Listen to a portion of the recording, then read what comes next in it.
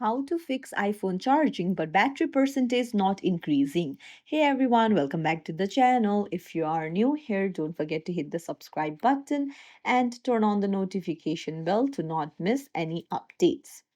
So, are you plugged in but the iPhone's battery percentage just isn't buzzing? It's a super frustrating problem, but don't worry, you're in the right place. So, first things first, head over to settings and then go ahead and tap on battery. Now, go to battery health and charging and make sure optimize battery charging is toggled on. And once it is on, you will need to turn it off and toggle it on again so that it refreshes the battery activity. It can sometimes reset the charging logic.